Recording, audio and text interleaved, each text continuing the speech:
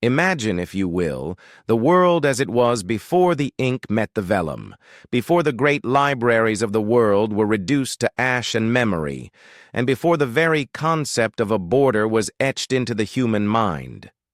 To understand the map of Piri Reis, we must first descend into the profound silence of deep time, leaving behind the clamor of our modern cities and the digital glow of our satellites. We must travel back to a world where the stars were the only lanterns, and the horizon was not a destination, but a sacred boundary between the known and the infinite. Our journey begins not with a map, but with the silence of the deep Atlantic, a vast heaving lung of salt and darkness, where the waves whisper secrets to a shore that no longer exists in our waking world. A coastline drowned by the tears of melting glaciers and buried beneath the crushing weight of the polar night. In the year 1513, in the heart of the Ottoman Empire, a Turkish admiral named Piri Reis sat within the quiet, cool confines of a stone-walled study in Constantinople. The air in the room was thick with the scent of old parchment, the sharp tang of iron gall ink, and the distant rhythmic sigh of the Mediterranean hitting the harbor walls. He was a man of the sea, a veteran of 1,000 storms, a man whose hands were calloused by the ropes of galleys and whose eyes were etched with the lines of someone who had spent a lifetime squinting against the sun's reflection on the waves. Yet, on this particular afternoon, he was reaching for something far older than his own voyages. He was reaching into the abyss of history, pulling forth fragments of a lost reality. With a steady, deliberate hand, he began to trace the outlines of a world that defied the logic of his time, and perhaps the logic of our own. As the quill moved across the gazelle's skin, it did not just record land masses, it seemed to summon them from the mist. Piri Reis was not merely drawing geography. He was stitching together the fragmented ghosts of ancient mariners, men whose names had been scrubbed from the record of life by the relentless passage of millennia. He looked upon charts that he claimed dated back to the time of Alexander the Great, and perhaps even further, to a time when the earth breathed differently, when the great ice sheets had not yet claimed the ends of the earth. As the ink flowed, it captured a coastline that seemed to shimmer with the impossible. There, at the bottom of the known world, trailing away from the tip of South America, lay a landmass that should have been lost to the fog of myth. It was a vision of Antarctica, but not the Antarctica we know today. It was a land of bays and mountains, of rivers and capes, rendered with a nakedness that suggested it had been seen by human eyes before the great frost descended. To understand how this image could exist, we must leave the Admiral's study and travel back through the layers of the Earth's memory, back to the Pleistocene, the epoch of the Great Chill. Picture, if you will, the world 12,000 years ago. The air is thin and biting, flavored with the scent of crushed lichen and the musk of the mammoth. In the northern hemisphere, the ice is a mile thick, a white wall that groans under its own weight, carving valleys out of solid stone. But in our story, the ice is not just a geological force, it is a thief of history. As the planet's water was locked away in these frozen cathedrals, the sea levels dropped, exposing vast land bridges and coastal plains that are now deep underwater. This was the world of our ancestors, a world where the map was being drawn not on paper, but in the marrow of their bones and the pathways of their migrations. Consider the human eye of that era. It was an eye sharpened by the necessity of survival, capable of tracking the subtle movement of a herd across a shimmering tundra, or reading the shift of the wind in the way a blade of grass leaned. These ancestors were the first cartographers, though they used no ink. They mapped the world through the soles of their feet, feeling the texture of the earth change from the soft loam of the forest to the hard, unyielding permafrost of the south. They followed the coastlines, those liminal spaces where the bounty of the sea met the safety of the land. And it is here, in these vanished coastal corridors, that the mystery of the Piri Reis map finds its roots. If a civilization had risen in those temperate zones before the final surge of the ice, their world would have looked exactly like the one the Admiral traced, a world where the coastline of the southern continent was still visible, still green, still accessible to the hulls of primitive ships. As we dwell in this ancient silence, we must think of the biological adaptation of the human mind, the mapping instinct. It is one of our most profound traits, a survival weapon as sharp as any flint spear. To know where one is and where one is going is the difference between life and extinction. In the Great Rift Valley, millions of years prior, our ancestors developed the ability to stand upright, a mutation that was not just a change in posture, but a change in perspective. By lifting our heads above the tall grass, we became creatures of the horizon. We became obsessed with the beyond. This restlessness is etched into our genome. It drove us out of Africa, across the scorching sands, and eventually into the teeth of the encroaching cold. Imagine a group of these early explorers, their skin darkened by the sun and scarred by the thorns of 1,000 miles. They reach the southern tip of the world. They do not see a wall of ice. They see a gateway. In the deep time language of the earth, the climate is a pendulum. There were windows of time, interstadials, where the world warmed, the ice retreated, and the southern lands beckoned with the promise of new hunting grounds. These ancestors would have seen the mountains of Queen Maud Land as jagged peaks of black rock, unburdened by the silver shroud of the glacier. They would have mapped these bays in their songs, in their oral traditions, and eventually, perhaps, on the first crude charts of bone and hide. The Piri Reis map is a silent witness to these forgotten voyages. It captures the subglacial topography of Antarctica with a precision that modern science could only verify in the 20th century through the use of seismic sounding. Think of the cost of that knowledge. To map a continent before it is buried in ice requires a continuity of culture that spans thousands of years. It requires a silent error in the code of life, a mutation of the spirit that makes us refuse to forget. While the rest of the world's species lived in the eternal present, humanity began to live in the past and the future. We began to store information outside of our bodies. The map is the ultimate expression of this. A biological memory carved into the skin of a gazelle, carrying the data of a world that was erased by a cataclysm. But as the Admiral worked in his study, the world outside was beginning to forget. The Middle Ages had cast a long shadow over the geographical knowledge of the ancients. The great library of Alexandria, which Piri Reis claimed was the source of his information, had long since been reduced to ash. Think of that loss, not just as a loss of books, but as a lobotomy of the human species. Thousands of years of maritime experience, of star charts and coastal soundings, vanished in the smoke. The maps that survived were like the scattered teeth of a prehistoric predator, clues to a creature we could no longer imagine.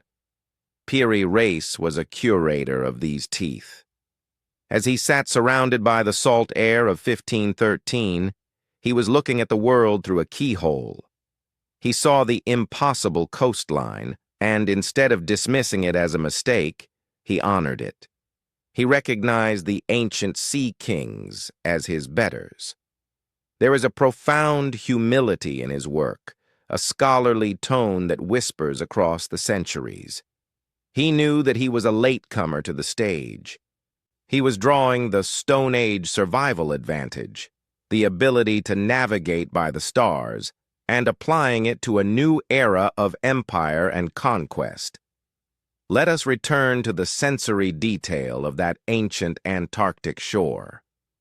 Picture a beach made of dark, volcanic sand, where the air is not yet the frozen needle prick of the modern pole, but a brisk, invigorating chill. There are no penguins here yet.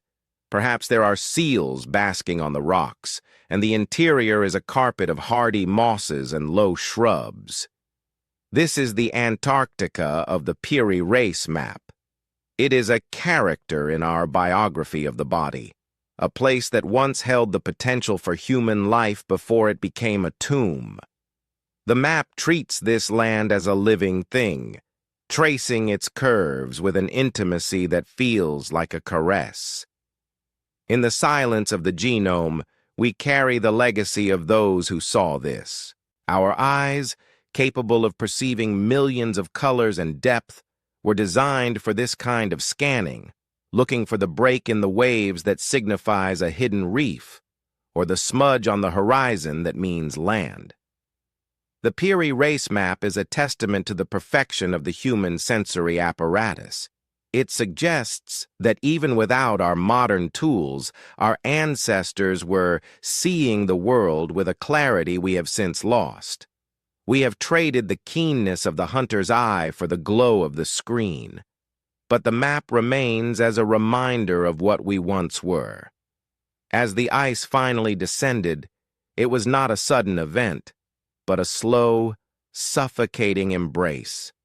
Generations of humans would have watched as the snows of winter began to linger into the spring, then the summer, until the green was gone forever. They would have seen their sacred sites, their hunting grounds, and their very history being swallowed by the white. This was the sacrifice of the era, the loss of a continent. Those who fled north would have carried the charts with them as their most precious cargo. These maps were the only evidence that they had once belonged to a world of sun and soil. They were the ancient accidents that rewrote our destiny, for by forcing us into the northern refugia, the ice created the pressure cooker of human civilization. We became smarter, more cooperative, and more desperate to record our existence. The transition from the Stone Age to the era of Piri Reis is a journey through a landscape of forgetting. But the map acts as a bridge. It uses deep time language to speak to us. It tells us that the Earth is a restless, changing thing, and that our maps are always, in a sense, maps of ghosts. When the Admiral drew the coast of Antarctica without ice, he was drawing a memory of the Earth's youth. He was capturing a moment before the Great Frost changed the rules of the game. As we watch the Admiral's quill move, we feel the weight of the eons. Each stroke is a defiance of oblivion. He is stitching together the fragmented ghosts, and in doing so, he is preserving a piece of our collective soul. The map is a silent witness to the fact that we have always been a global species. Long before the Nina, the Pinta, and the Santa Maria, there were ships whose names are lost to time, navigating by the same stars that Piri Reis used to orient his charts. They were the first to realize that the world is a single, interconnected body, and the map is the anatomy of that body. In this whispered bedtime epic, the Piri Reis map becomes more than an archaeological curiosity. It becomes a mirror. It asks us, what are we forgetting today? What coastlines of knowledge are we allowing to be buried under the ice of our own indifference? The map is a survival weapon because it reminds us of the scale of our history. We are not a species that began 5,000 years ago with the invention of writing. We are a species of the deep past, a species that has survived the rising of the seas and the falling of the stars. The Admiral's study grows darker as the sun sets over the Golden Horn. The salt air turns cool, and the biting cold of the Ice Age seems to echo in the shadows of the room. Piri Reis finishes his work, unaware that his map will one day spark a firestorm of debate among scientists and dreamers. He sees only a job well done, a synthesis of the old and the new. But for us, looking back from the vantage point of the future, the map is a sacred vessel. It carries the ancient memory carved in bone and parchment, proving that the Earth remembers even when we do not. The story of the Piri Reis map is the story of the human physical trait of curiosity, the unquenchable fire that drives us to look behind the curtain of the horizon. It is a biological wonder that a creature born in the warm savannas of Africa could eventually map the frozen heart of the world. This is the evo-duality of our existence. We are fragile, hairless apes, yet we possess a mind that can span the diameter of the planet and the depth of the millennia. We are vulnerable to the cold, yet our adaptation is to capture the cold and turn it into a story. As the waves of the Atlantic continue to whisper their secrets to the vanished shore, we are left with the map. It is a silent memory, a vestige we carry today in our museums and our minds. It is a reminder that the world is much older than our stories, and that we are the children of mariners who saw the world when it was whole. In the silence of the night, as you listen to the rhythmic breathing of the earth, remember the Admiral and his quill. Remember the ancient kings and their lost charts. And remember that you, too, are a part of this mapping instinct, a participant in the long, slow, and beautiful discovery of our home. The map is finished, the ink is dry, the Admiral sleeps. And beneath the ice of the south, the rivers of the ancient world still wait for the sun to return, keeping their secrets until the next turning of the wheel. The Piri Reis map remains, a shimmering, impossible vision of a world that once was, and a promise that nothing is ever truly lost, as long as there is a hand to draw the line and a heart to remember the journey. Imagine, if you will, the world as it was before the weight of the ice became a permanent shroud, a time when the Earth's pulse was felt not through the ticking of a clock, but through the migration of the sun and the shifting of the tides. To understand the Piri Reis map, we must first descend into the profound silence of a stone-walled study in 1513, where the air is thick with the scent of old parchment, the sharp tang of iron gall ink, and the distant rhythmic sigh of the Mediterranean. Here, a Turkish admiral named Piri Reis sits in the flickering glow of a single candle. The light is a fragile thing, a small defiance against the encroaching dark, casting long liquid shadows that dance like the spirits of forgotten navigators against the rough-hewn walls. He is a man of the sea, his skin etched with the salt and sun of 1,000 voyages. Yet today his hands tremble not from age, but from the weight of the ghosts he is summoning onto the page. He is not merely a cartographer. He is a humble curator of the past's greatest mysteries, a man who understands that the lines he traces are the echoes of a world that has long since slipped beneath the waves of time. Piri Reis did not claim these lines as his own discovery, for he knew that the truth of the earth is a palimpsest, a story written and erased, then written again by those who dare to look beyond the horizon. He spoke in hushed tones of ancient sea kings, figures shrouded in the mists of the Paleolithic, and of charts salvaged from the burning remains of the Library of Alexandria. Imagine that great beacon of knowledge, the heart of the ancient world, as it was consumed by fire. We see the embers rising like golden birds into the Egyptian night, carrying with them the secrets of 1,000 generations. Yet, amidst the ash and the ruin, a few fragments survived, precious scraps of vellum and papyrus that had endured the rise and fall of empires, the transition from the Bronze Age to the Iron, and the slow, agonizing retreat of the great ice sheets. These were the documents the Admiral held in his calloused hands, layering the fresh, raw discoveries of Columbus and Vespucci over a foundation that was already thousands of years old. He was building a bridge across the abyss of time, a sacred vessel carrying the whispers of a civilization that had mastered the stars and the currents long before the first stone was laid for the Great Pyramid of Giza.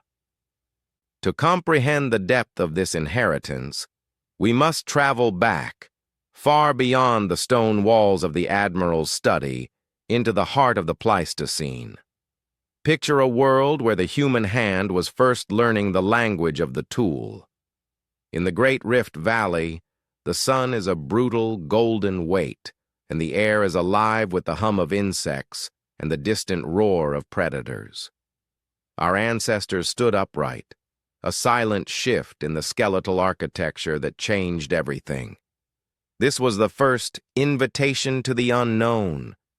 By lifting our eyes from the dirt, we invited the horizon into our souls.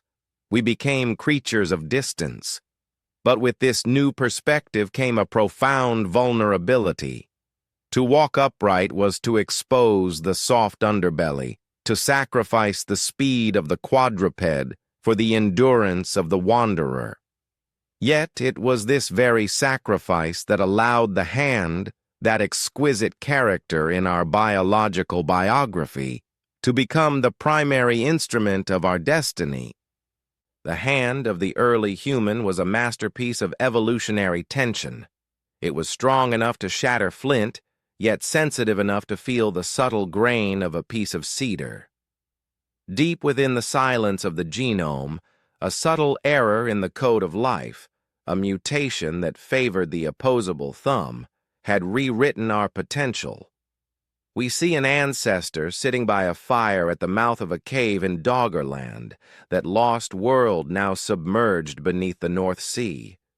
The air is thick with the smell of wood smoke and roasting marrow.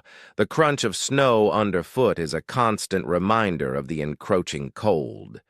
With a piece of charred wood, this nameless navigator traces a line on a flat stone, a map of the river, a guide to the herd.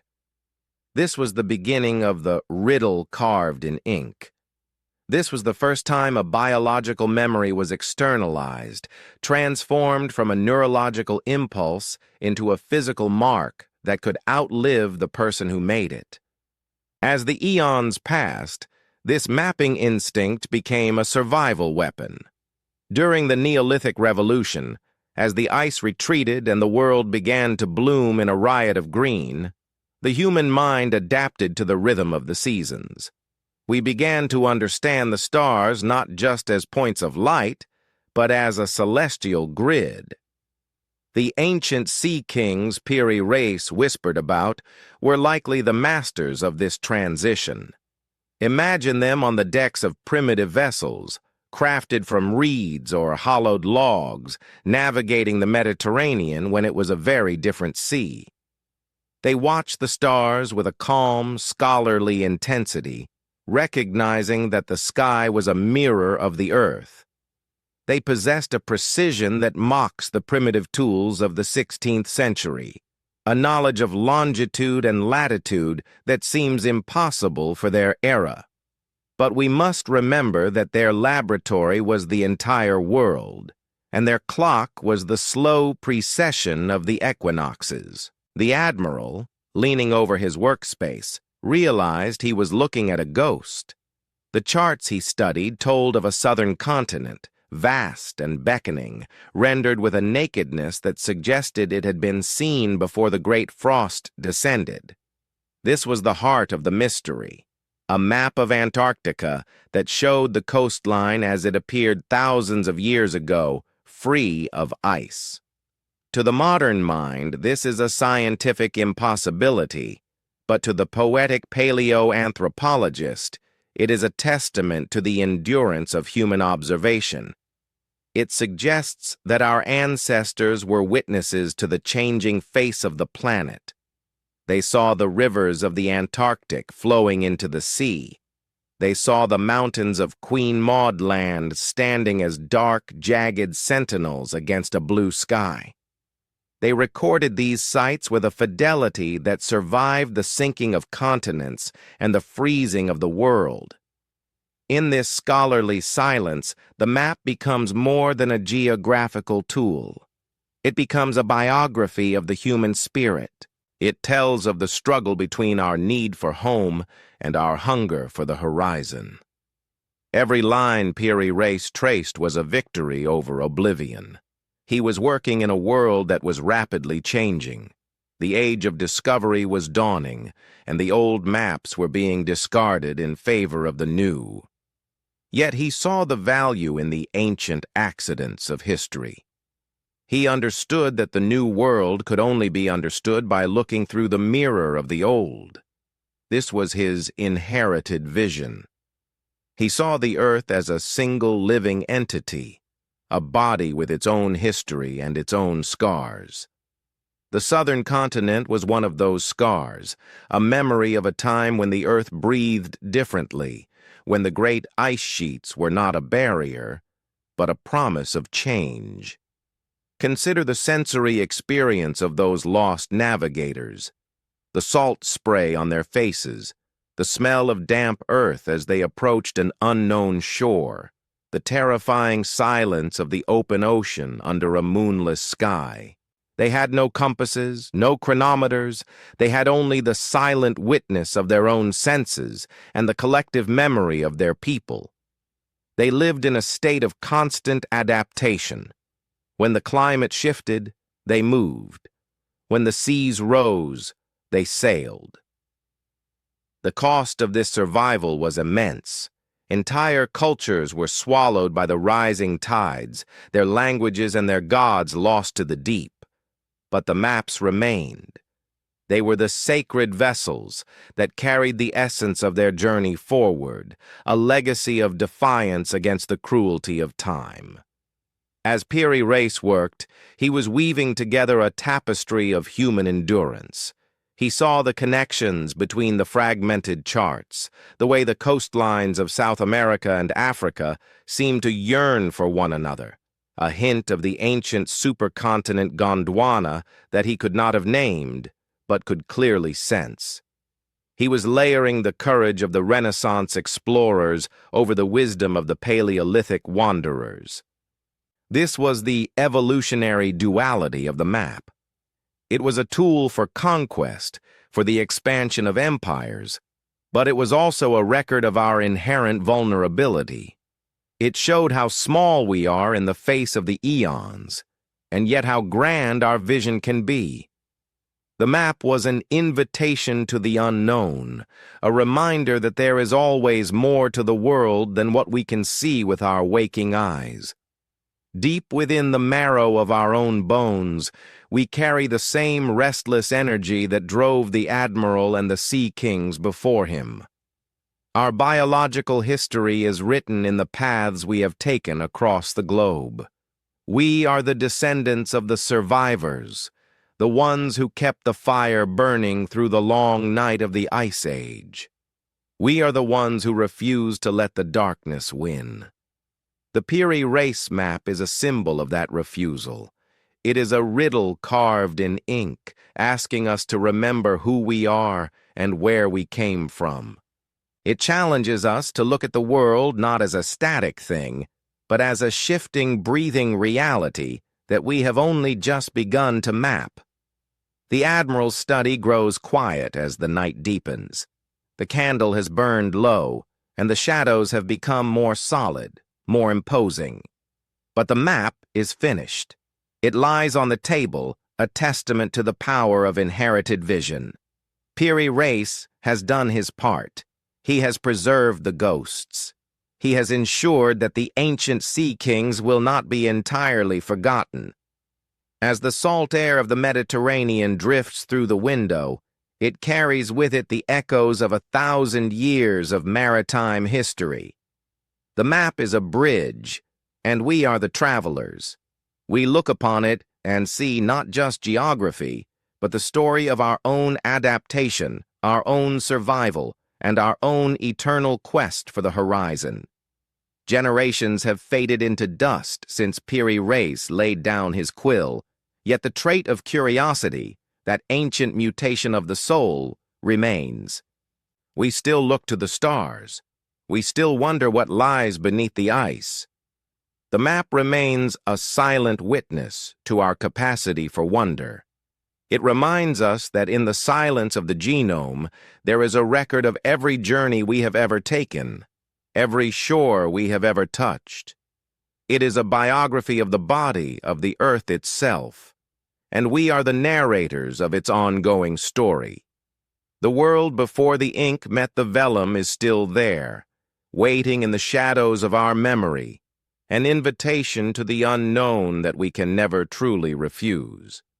We must travel back now, far beyond the quiet, candlelit sanctuary of the Admiral's study, moving through the layers of memory and the deepening sediment of time until the very stars change their positions in the sky. Imagine, if you will, a world before the great silence of the frost, a world where the earth began to tilt its face away from the light in a slow, celestial shrug that would change the destiny of every living thing. We are journeying to the far south, to a land we now know only as a white, desolate wasteland, a place of biting gales and mile-thick sheets of ancient ice. But in the deep time of our planet's biography, this land was once a living, breathing daughter of the earth, a mosaic of green and gold that thrived under a sun that seemed, for a time, to linger with affection.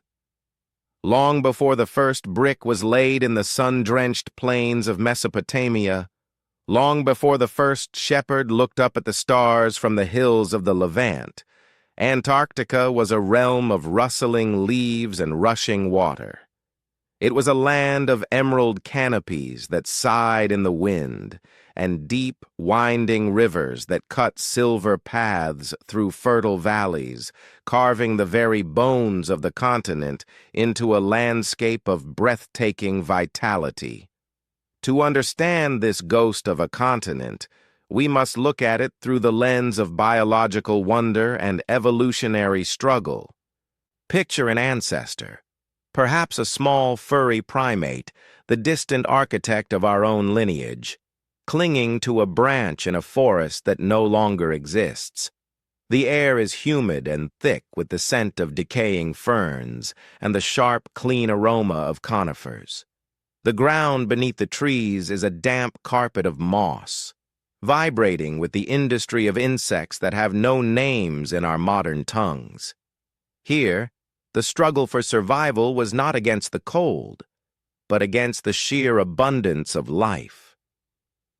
The eye, that silent witness we still carry in our skulls today, was perfecting its ability to distinguish 1,000 shades of green, to spot the ripening fruit amidst the shadow, and to track the movement of a predator through the dappled light of a prehistoric afternoon. This was the world that the Piri Reis map whispers of, a world of naked coastlines and open bays, where the sea met the shore in a rhythmic dance of foam and stone, unburdened by the crushing weight of the glacier. But the climate is a fickle god, and the great chill was coming, not as a sudden strike, but as a slow, agonizing theft of warmth. It began with a subtle shift in the Earth's orbit, an ancient accident in the mechanics of the solar system that tilted the southern pole just a fraction further into the dark. We can imagine the first frost that never melted. It would have appeared as a delicate silver lace on the edges of the broad leaves, a beautiful but deadly omen of the eons to come. An ancestor, waking in the gray light of a southern morning, would have felt a new sharpness in the air, a biting needle of cold that the body had no memory of. This was the beginning of a profound biological duality, the warmth of the blood against the encroaching ice. To survive, the body had to learn to conserve its inner fire. The skin, our primary interface with the world, began its long history of adaptation, learning to constrict vessels, to shiver, to seek the huddle of the tribe. As the centuries bled into millennia, the emerald canopy of the South began to fade. The forests, those ancient lungs of the continent, started to retreat from the coastlines. The rivers, once vibrant and loud, grew sluggish and choked with slush. Imagine the last tree to stand on the Queen Maud Land coast. It would have been a gnarled, defiant sentinel, its roots clinging to the darkening soil as the permafrost claimed the earth beneath it.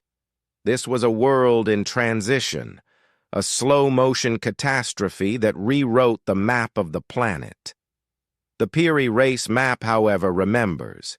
It captures the Queen Mary coast with a haunting clarity, depicting the jagged teeth of the mountains and the intricate curves of the bays as they appeared when they were still kissed by the open sea. It is a portrait of a land stripped of its white shroud, a memory of a time when the Queen of Ice was still a queen of stone and soil. Consider the cost of this transition. For every adaptation, there is a vulnerability. As the ice moved across the land like a slow-moving predator, it erased habitats and closed off migration routes.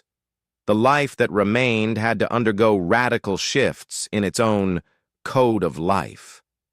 We see the development of thick furs, of specialized fats, of behaviors centered around the preservation of the spark. But for the human story, this era represents a gap in our waking knowledge, a period where we were the observers of a disappearing world. The eyes that saw the earth when it was young were eyes that understood the value of the shore. In the silence of the Paleolithic, before the rise of written history, there were those who navigated these southern waters. They saw the mountains not as white humps on a radar screen, but as landmarks of black granite and gray basalt. They knew the taste of the spray in these bays, and they recorded the shape of the land in the only way they could, through the transmission of a sacred visual memory. As the ice thickened to a mile high, it became a tomb for the secrets of the continent. It pressed down with a weight that could flatten mountains, turning the lush valleys of the south into a hidden world of subglacial lakes and ancient frozen soil. The Piri Reis map is a silent error in the timeline of our forgetting. It suggests that someone, somewhere, held onto the image of the naked earth for 10,000 years. It is a bridge made of ink and imagination, stretching across the abyss of the Great Chill. When we look at the map's depiction of the southern tip of the world, we are not looking at a modern surveyor's work. We are looking at the legacy of the ancient sea kings who witnessed the encroaching white and chose to remember the green. Think of the sensory details of that fading world, the smell of the last wood smoke on a southern beach, the texture of the flint tools used to carve the last records of a dying land. The fear of the dark was not just a fear of predators, but a fear of the permanent winter. Yet, in that fear, the human spirit found its greatest survival advantage, the need to document, to name, and to pass on the map. We are a species that cannot bear to let the horizon go unnamed.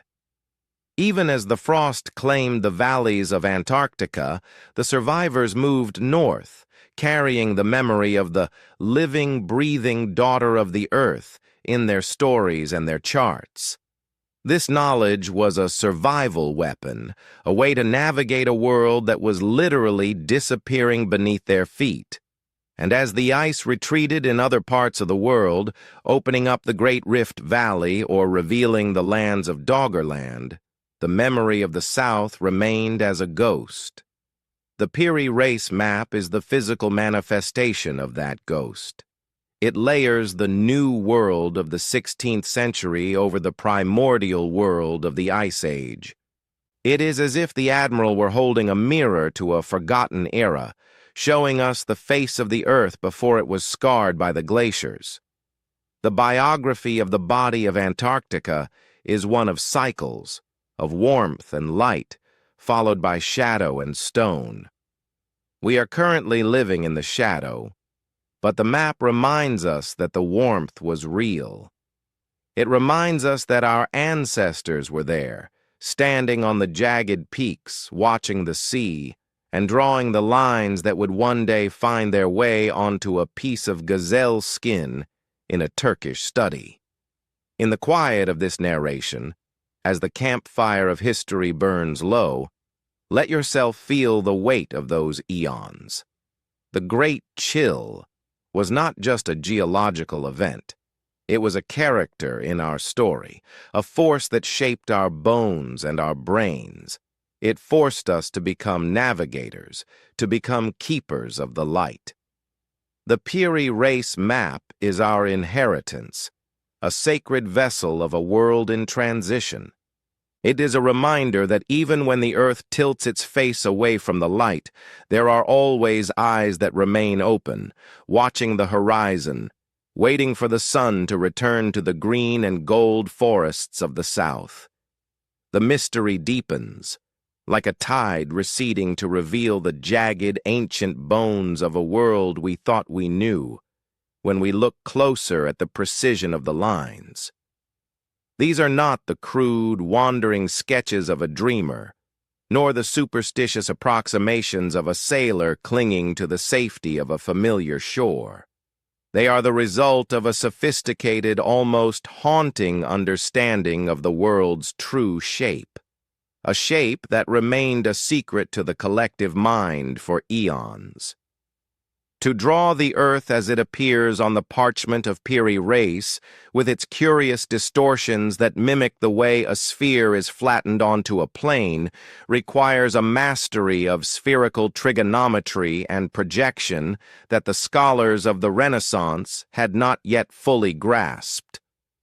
It is as if the ancient source maps were drawn from a great height, perhaps by someone whose vision was unburdened by the terrestrial, someone who could see the curvature of the horizon as a gentle, blue arc against the absolute blackness of space. Picture, if you will, the Pleistocene sky, a cathedral of light untainted by the haze of industrial smoke or the glow of cities. In the profound silence of those ancient nights, the human eye was undergoing its own silent revolution. We must treat this eye not merely as an organ of sight, but as a character in a deep-time drama, a silent witness that has spent millions of years learning to decode the language of the stars. In the Great Rift Valley, our ancestors looked up from the tall grass, their pupils dilating in the dark to catch the faint glimmer of the Milky Way. This was a biological wonder, a creature of the earth, tethered by gravity and hunger, whose mind could nonetheless leap across light years. This eye, perfected through the silent errors in the code of life, allowed us to transform the night sky into a celestial map. By observing the slow, rhythmic dance of the constellations, the first navigators discovered a truth that predates all our libraries. The Earth is a spinning marble, a beautiful, fragile globe floating in a sea of darkness. To map such a world, our ancestors had to overcome a terrifying evolutionary vulnerability. We are creatures of the local, designed by nature to know only the valley we were born in, the river that feeds us, and the forest where we hunt. But the mutation of curiosity, that ancient accident that rewrote our destiny, pushed us toward the impossible. Imagine a day in the life of a coastal wanderer in Doggerland tens of thousands of years ago. The air is thick with the scent of salt and the damp, earthy smell of the peat bogs. The crunch of frost beneath his feet is the only sound in the twilight. He stops at the water's edge, holding a piece of caribou antler carved with small rhythmic notches. These notches are not for hunting tallies. They are a record of the moon's phases, a primitive but powerful way to calculate the passage of time and the shifting of the tides. His hand, textured by the grit of flint and the soot of the first fire, is the instrument of a lost science. He is not just a hunter. He is a mathematician of the wild, calculating his position between the rising sun and the setting stars.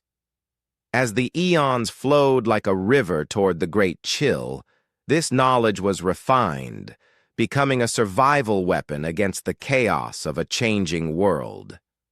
The precision of the Piri Reis map suggests that this lost science reached a pinnacle we are only now beginning to recognize. Modern scientists, equipped with satellites and ground-penetrating radar, have stared in disbelief at how the map matches the subglacial topography of Antarctica, the jagged mountains and deep fjords hidden beneath the ice for over 6,000 years. How could a hand in the 1500s know the shape of the land that has been buried under a mile-thick glacier since long before the rise of the first pharaohs? The question hangs in the air like the smell of wood smoke in a winter forest. It suggests that there was a window in history, a time when the Queen of Ice was naked and green, and that someone possessed the tools to measure her proportions with startling accuracy. Consider the biography of the bone, specifically the cranium that housed this expanding intellect. Our brains grew larger, more complex, fueled by the rich proteins of the sea and the creative spark of the fire. But this growth came at a staggering cost. The human infant is born helpless, its skull unfinished, because a fully developed brain would be too large for the mother's birth canal. This vulnerability is the price we paid for the ability to conceive of spherical trigonometry. We traded physical independence for the power of abstraction. In the dark caves of the Paleolithic, by the flickering light of tallow lamps, this abstract mind began to project its vision onto the world. The map is a testament to this duality. We are the most fragile of primates, yet we possess a mind that can peer through the ice and across the oceans. Generations faded into dust, yet the trait remained. The mapping instinct survived the melting of the glaciers and the flooding of the coastal plains. As the Neolithic Revolution dawned, and we began to tether ourselves to the soil, the knowledge of the ancient sea kings was driven underground, becoming a sacred secret passed from master to apprentice. It was a forgotten method of seeing, a way of understanding the Earth's curvature that bypassed the need for the crude instruments of the medieval era. The Piri Reis map is a palimpsest of this secret history. It is a bridge across the abyss of time, carrying the echoes of a civilization that saw the world from a height we are only now re-attaining. When the Admiral traced those lines in 1513, he was unintentionally acting as a medium for a ghost, a voice from the shadows of the Ice Age that refused to be silenced. In the scholarly silence of the modern lab, where the map is scrutinized under high-resolution lenses, we find ourselves humbled. The map becomes a silent weapon against our own arrogance, a reminder that we are not the first to measure the stars or to map the hidden bones of the planet. We like to imagine progress as a steady upward climb, but the Piri Reis map suggests it is more like the tides, rising and falling, leaving behind treasures in the sand that we barely understand.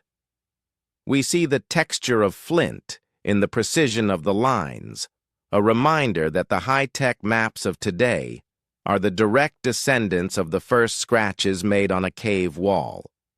The lost science of the Ice Age was not a different kind of knowledge, but a different kind of focus, a deep, meditative observation of the natural world that we have traded for the convenience of the digital. And as the ice continues to whisper its secrets, we are left to wonder about the people who saw the world when the horizon was not a limit, but an invitation. They lived in a world of biting cold and scorching heat, a world where survival was a daily gamble. Yet they found the time to look up. They found the time to measure. They found the time to remember. The Piri Reis map is a portrait of a world in transition, captured by eyes that saw the earth when it was still young and unburdened. It is a sacred vessel of our own biological destiny, a reminder that we are a species of explorers, of mathematicians, and of dreamers, forever trying to map the terrain of our own existence. Think of knowledge as a flickering flame, a fragile amber pulse passed from hand to hand through the howling, predatory winds of deep history. Before the first stylus ever touched the damp clay of Sumer, before the monumental stones of Göbekli Tepe were raised to salute the stars, there was a migration not just of bone and muscle, but of the mind itself. We begin our journey in the biting silence of the southern hemisphere's twilight, where a mile-thick wall of ice is no longer a distant threat, but a creeping white deity that demands the abandonment of a homeland. Imagine the scene. The great southern continent, once a mosaic of rustling ferns and deep, iron-rich soil, is being slowly smothered. The green is dying. The rivers, which once sang through fertile valleys, are becoming choked with the slush of an eternal winter. In this world of fading light, a small band of travelers gathers at the edge of a frozen shore. They are the keepers of the flickering flame, and they carry with them something more precious than gold or grain. They carry the maps of a world that is disappearing beneath their very feet. These maps were not the crisp, mass-produced sheets we know today. They were the collective memory of a displaced humanity, etched into the dried skins of animals and preserved in the rhythmic chants of the elders. Treat these maps as a character in our biography of the body.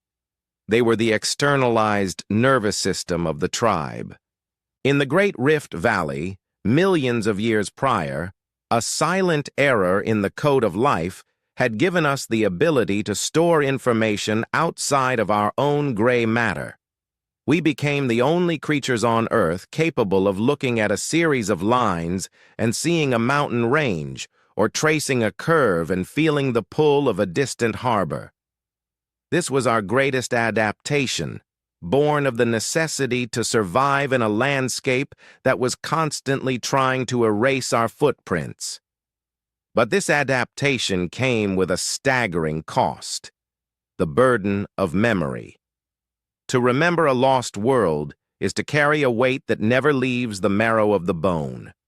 Picture a day in the life of an ancient navigator, a sea king of the Pleistocene. His skin is leathered by the salt spray of oceans that no longer exist, and his eyes are clouded by the glare of the southern sun reflecting off the encroaching glaciers. He stands on the prow of a vessel made of lashed cedar and hide. His hands, those exquisite instruments of human destiny, gripping a primitive steering oar. The texture of the wood is rough against his palms, a tactile reminder of the forests they have left behind. Behind him, his children huddle under firs, their breath blossoming in the cold air like white ghosts. They are fleeing toward the north, following the stars that their ancestors have mapped for 1,000 generations.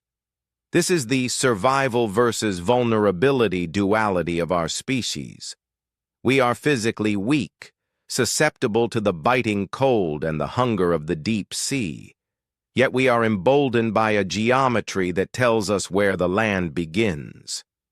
As the ice claimed the south, these wanderers traveled through a world in the throes of a violent rebirth. They moved through the sinking islands of the Sunda Shelf and the rising tides of the Persian Gulf, witnesses to a cataclysm that turned valleys into sea floors. Imagine the crunch of snow underfoot as they crossed the last land bridges, the smell of wood smoke from a lonely campfire the only thing tethering them to the idea of home. Each night, by the warmth of that first fire, they would unroll the tattered skins and study the lines. These were the sacred vessels of their identity. If they lost the maps, they lost their way back to the truth of their origins. This migration of the mind spanned 10,000 years, a slow-motion retreat from the frost that eventually found refuge in the hidden corners of the Levant and the fertile silt of the Nile. In the shadows of the burgeoning civilizations of the Neolithic, this knowledge did not vanish. It simply went underground. It became the secret language of the elite, a sacred geometry guarded by priests who understood that information is the ultimate survival weapon. In the dark, cool chambers of early temples, where the scent of frankincense mingled with the dust of the desert, these charts were treated as the keys to the kingdom of heaven. The silent migration of knowledge meant that the precision of the Ice Age was whispered into the ears of the pharaohs and the architects of the first ziggurats.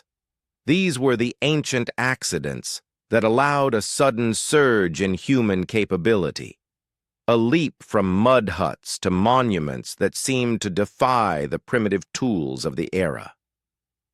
The priests were the curators of a lost science, a method of seeing the world that vanished from the common mind, but remained etched in the scrolls of the initiates. By the time Piri Reis encountered these records in his stone-walled study in 1513, they were tattered and stained by the passage of eons, yet the truth within them remained unyielding. He was not just looking at ink on vellum. He was looking at the biological memory of a species that refused to forget. The maps were survivors of a world that had been scoured by the Great Chill and drowned by the rising oceans. They told a story of a great journey, a migration that had tested the very limits of human endurance. As the Admiral leaned over his workspace, the flickering candlelight illuminating the riddle carved in ink, he was the final link in a chain that stretched back to the first humans who stood on a southern beach and decided to draw the horizon. Generations had faded into dust, and the languages of the ancient sea kings had long since been silenced, yet the trait of curiosity, that restless, mapping instinct, remained. This is the biography of the body at its most profound. The hand that drew the Piri Reis map is the same hand that once shaped a flint hand axe in the caves of the Paleolithic. The eye that scanned the Turkish coastline in the 16th century is the same eye that once tracked the movements of the mammoth across the tundra. We are a species defined by our refusal to stay in one place, and the Piri Reis map is the ultimate testament to that restlessness. It is a silent witness to the fact that our history is not a straight line of progress, but a series of peaks and valleys, a cycle of remembering and forgetting. And as the waves of the Atlantic continue to whisper their secrets to a shore that no longer exists, we are left to wonder about the maps we are carrying today. What knowledge are we passing through the howling winds of our own history? The Piri Reis map reminds us that we are the guardians of a flickering flame, a sacred inheritance that connects us to the ancestors who saw the world when it was green and the stars were our only guides. In the silence of the night, as the world sleeps and the eons continue their slow, rhythmic march, the story of the migration lives on in us. A memory of the mind that refuses to be erased by the ice or the tide. If we listen closely to the wind that scours the Antarctic plateau today, a wind that carries no scent of life, but only the dry metallic taste of absolute cold, we might hear the echoes of a world that has been silenced for 10,000 years. Close your eyes and imagine the great white desert not as a void, but as a tomb. A vast, crystalline vault, preserving the memory of a continent that once breathed with the rhythm of the seasons. Beneath the crushing weight of the polar ice cap, where the pressure is so immense it turns the very air into liquid, lies a hidden world of skeletal riverbeds and ancient dark soil. This is a landscape frozen in a state of suspended animation, a geography of ghosts. The Piri Reis map, however, does not see the ice, it sees the pulse. It depicts the veins of the earth, the rivers of the Queen Maud land, with a startling, haunting clarity that suggests the surveyors who first mapped them did not stand upon a glacier, but upon the muddy, fertile banks of these rivers when the water was still liquid, cold, and rushing toward an open sea. To understand this, we must travel back to the late Pleistocene, to a moment when the Earth's orbit underwent a subtle, rhythmic shift, a silent error in the celestial clockwork that began the slow descent into the Great Chill. Picture an ancestor standing on a high ridge in what is now the Antarctic interior. At this moment, the green south is still holding on. The air is sharp, tasting of pine needles and the damp peat of the valleys below. The sun, though low on the horizon, still possesses enough warmth to melt the morning frost into a million shimmering jewels. This ancestor is not merely a creature of instinct. They are a character in the grand biography of the human body, possessing an eye that has been refined by eons of survival. This eye is a masterpiece of evolutionary tension, capable of detecting the slightest ripple in a stream that might betray a fish, yet also capable of looking at the sprawling landscape and perceiving its underlying logic. This is the mapping instinct, an ancient mutation that allowed us to see not just the tree, but the forest, not just the river, but the way it carves the bone of the planet. On this day, the ancestor feels the change in the marrow of their bones. The survival versus vulnerability duality is on full display here. Their body is a marvel of adaptation, skin that has thickened to resist the wind, a metabolic fire that burns hot to keep the blood from thickening. Yet they are vulnerable to the slow-moving predator that is the encroaching ice. They watch as the mountain glaciers, once distant and white-capped, begin to spill over their granite basins like slow-pouring milk. The crunch of snow underfoot, once a seasonal novelty, has become a permanent sound of the landscape. They realize, with a profound, pre-linguistic clarity, that the land is being reclaimed by a cold god. In this moment of deep time crisis, a unique human spark ignites. Instead of merely fleeing, they choose to record. They gather the charcoal from the night's wood smoke and the dried skins of the summer's hunt. With hands that have spent generations perfecting the grip of the flint and the needle, they begin to draw. This was the birth of a survival advantage, unlike any other in the animal kingdom. The need to name and claim the land even as it is being lost to the elements. For most creatures, when the environment changes, the memory of the previous world dies with the last individual. But for us, the map serves as an ancient memory carved not in bone, but in the logic of geography. These early cartographers were not just wanderers, they were the first observers of the cosmic dance. They understood the relationship between the jagged teeth of the mountains and the curve of the bays. They mapped the rivers of Antarctica with the same reverence with which they would later map the stars of the Levant. They were stitching their identity into the earth itself, ensuring that even if the white curtain fell, the memory of the green South would endure in the hands of their children.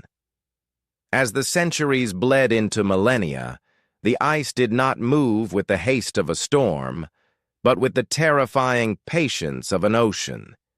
It filled the valleys, smothered the forests, and pressed the very life out of the soil. Imagine the last human tribe to leave the Antarctic coast. The smell of the sea is bitter now, choked with ice floes that groan and grind against one another like the teeth of a giant. The warmth of the first fire is no longer enough to keep the fear of the dark at bay. They carry their bundles of hide, the maps, as if they were the holy relics of a drowned world. These maps would travel north, through the rising tides of the Neolithic Revolution, through the birth of the first cities, through the fires of the Library of Alexandria, until at last a fragment of their truth found its way to the desk of a Turkish admiral. But the story does not end with the ink on the vellum. Deep beneath the ice, the physical reality of those rivers remains. Modern science, using the silent weapon of seismic sounding, has discovered that the subglacial topography matches the Piri Reis map with a precision that defies conventional history. We have found the hidden bones of the planet exactly where the ancient surveyors said they would be. It suggests a lost science, a forgotten method of seeing the world that vanished into the shadows of the Ice Age. This knowledge was not a dry science of numbers and charts. It was a sensory biological connection to the earth. To draw those rivers, one had to walk them, to feel the texture of the silt, to taste the coldness of the meltwater, and to understand the ancient memory of the stone. In the silence of the modern Antarctic, the wind continues to whisper over the sands, not the sands of a desert, but the crushed remains of the world that was. Every grain of ice is a tear shed for the forests that once were. And yet, the map remains. It is a testament to the fact that we are a species that refuses to forget. We are the architects of our own memory. The biography of the body tells us that we were designed to survive the frost, but the biography of the mind tells us we were designed to outlast it. As the ice eventually retreats, as it has done a dozen times in the deep history of the planet, the rivers will flow again. And when they do, the map of Piri Reis will no longer be a riddle, but a homecoming. Generations have faded into dust, and the names of the ancient sea kings have been lost to the howling gales of time. Yet, within our own genetic code, we carry the same restlessness, the same need to map the unknown. We are still the observers of the cosmic dance, looking for patterns in the chaos. The Piri Reis map is a mirror held up to our own evolutionary journey. It shows us that we are the children of the Ice Age, born from the struggle against the cold and the drive to preserve our place in the sun. As you drift into the quiet of the night, think of those whispering sands. Think of the rivers beneath the ice, still waiting for their story to be told. And remember that you, too, are a keeper of the map, a participant in an ancient, sacred tradition of remembering a world that was, so that we might better navigate the world that is to come. To map the world without its shroud of ice is to understand the rhythm of the heavens, a rhythm that pulsates with the slow, measured heartbeat of the cosmos itself. We begin our journey in the profound stillness of the Pleistocene night, a time when the air was so crisp it felt like shattered glass against the skin, and the sky was an obsidian sea overflowing with 1,000,000,000 diamonds of light. Imagine, if you will, the primeval forest, not as a place of chaos, but as a cathedral of shadows where the first astronomers stood. Here, the canopy of ancient cedars and ferns parts to reveal the infinite dark, and the only sound is the distant, lonely howl of a dire wolf and the soft, rhythmic sigh of the wind through the needles. In this sacred silence, the human eye, that exquisite character in our biological biography, began its most daring work. It was no longer merely a tool for spotting the predator in the grass or the ripening fruit on the branch.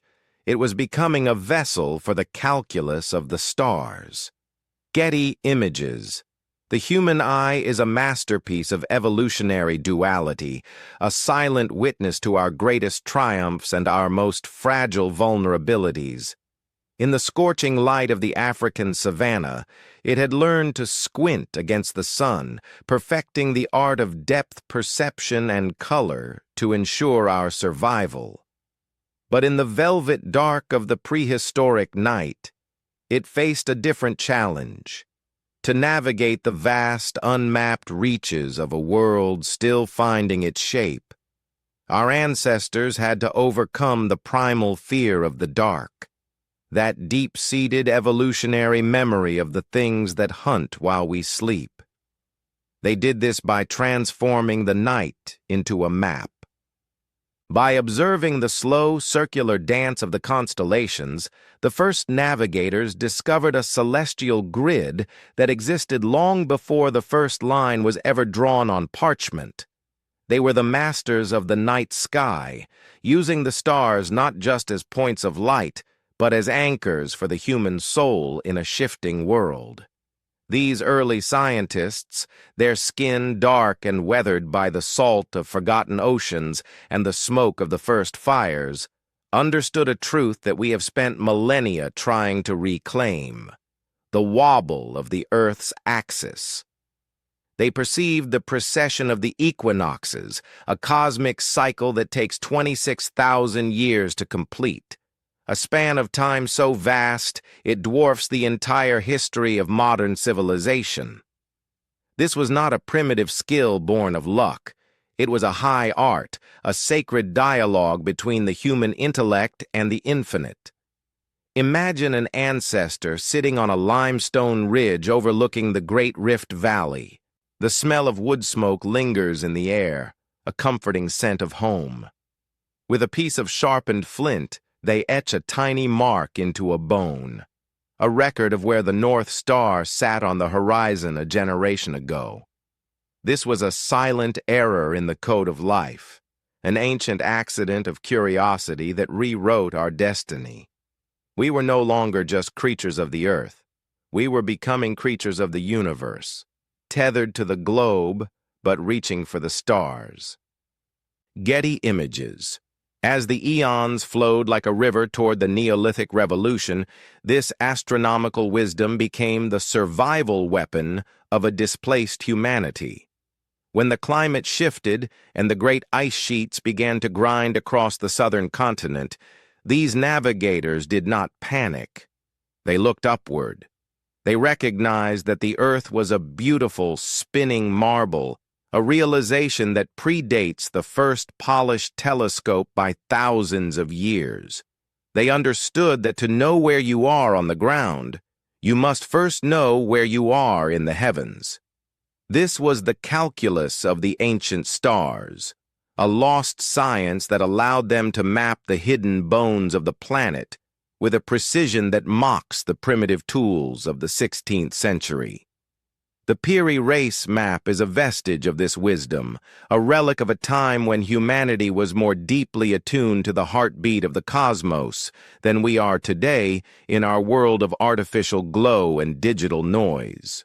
Think of the day in the life of a master navigator in Doggerland, that fertile plain now swallowed by the gray waves of the North Sea.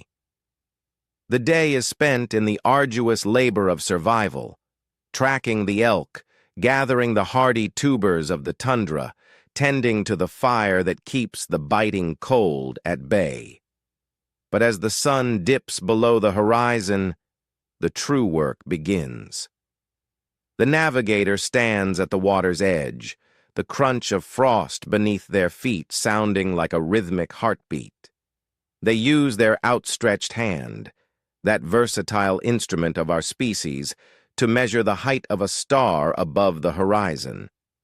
The hand, with its opposable thumb and sensitive fingertips, is not just for grasping tools. It is a mathematical instrument. They are calculating their latitude, a feat of mental agility that requires a sophisticated understanding of spherical geometry. This was the adaptation versus cost of our evolution. Our brains grew larger and more demanding of energy, but in return, they gave us the ability to see the invisible lines that bind the world together. In the silence of the primeval forest, these ancestors saw the blueprint of the globe. They watched the stars rise and set, noticing how the sky shifted slightly with every league they traveled. They were the first to understand that the horizon is an illusion, a moving boundary that reveals the curvature of the earth. This knowledge was not a dry textbook exercise. It was a sensory, emotional experience. It was the warmth of the first fire, translated into the cold logic of the stars. By the time the ice finally claimed the southern lands, this knowledge had been distilled into the charts that Piri Reis would eventually hold in his hands. The maps were biological memories, the distilled essence of 10,000 years of looking up. They were the sacred vessels, carrying the echoes of a civilization that had mastered the currents of the air and sea long before the first pyramid cast its shadow across the sand. But our intellectual evolution did not happen in a straight line. It was a story of great surges and tragic retreats, of light followed by long centuries of shadow. We are a species that forgets. As the great libraries burned and the ancient sea kings faded into the fog of myth, the calculus of the stars was lost to the common mind. We became terrestrial again, afraid of the deep oceans and the unknown reaches of the globe. The Piri Reis map stands as a challenge to this forgetting. It is a bridge back to a vanished age of brilliance, a reminder that our ancestors were more than just wanderers. They were the architects of a global vision. When we look at the faded ink of the Admiral's map, we are looking at the ancient memory carved in bone, a testament to the time when the human eye and the cosmic dark were in perfect harmony. The biography of the body tells us that we are built for this. Our upright posture, our large craniums, our precise hands. All of these traits are characters in a story about reaching.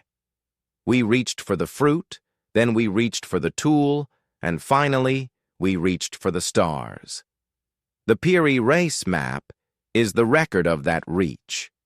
It suggests that the lost science of the Ice Age was not a different kind of knowledge, but a different kind of relationship with nature. In the modern world, we use satellites to tell us where we are, but the ancient navigators used themselves.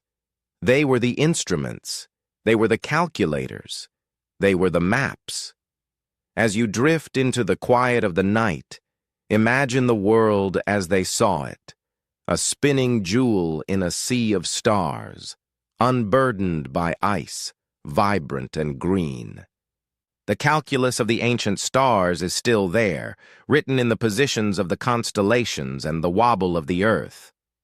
We are only just beginning to rediscover the brilliance of that vanished age. The Piri Reis map is not just a historical curiosity. It is an invitation to look up, to remember the rhythm of the heavens, and to recognize our place in the long, poetic journey of the human spirit through the eons. The fire of knowledge may flicker, but it never truly goes out as long as there are eyes to watch the night and hands to record the truth. Imagine, if you will, a world held in the grip of a crystalline tension, a planet where the very air tasted of ancient frost and the silence of the Pleistocene was a heavy, physical presence. For millennia, the great ice sheets had acted as the Earth's white cathedrals, locking away the lifeblood of the oceans within their frozen walls. But as the long winter of the Ice Age began its slow, agonizing retreat, the world did not change with the gentle sigh of a spring thaw. Instead, it transformed through a series of violent, earth-shattering spasms. We are entering the era of the Great Flood, a time of geological heartbreak, where the map of the human experience was rewritten by the roar of rising waters and the shattering of ice.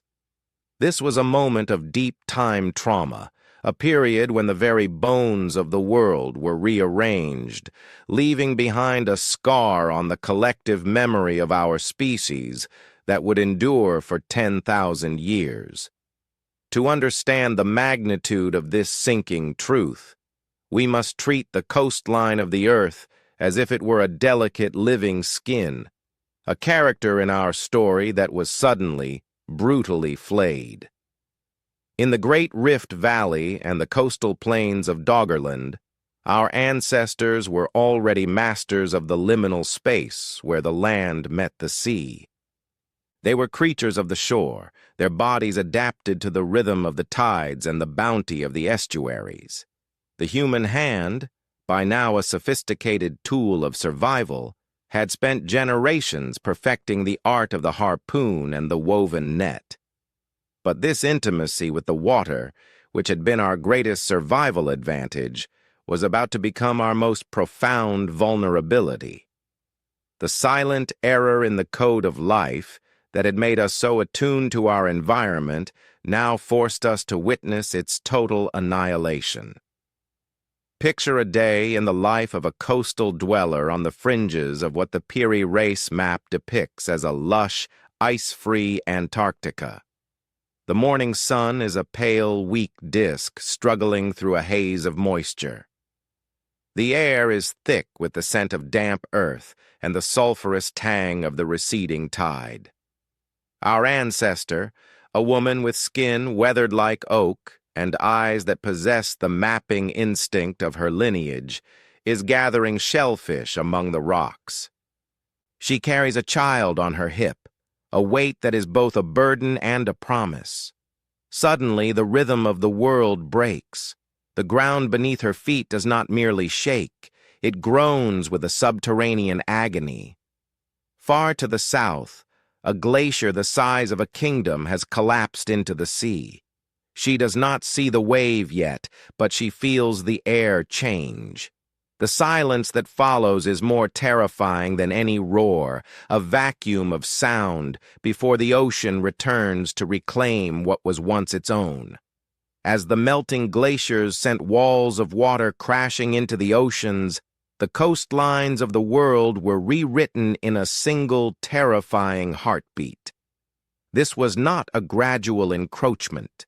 It was a series of cataclysmic pulses known to modern science as meltwater pulses. The land shown on the Piri Reis map, the fertile green coastal fringes of the southern continent, would have been the first to be reclaimed by the rising brine. Imagine the emerald valleys and the silver rivers we traced in earlier chapters being swallowed by a gray, churning wall of salt and silt.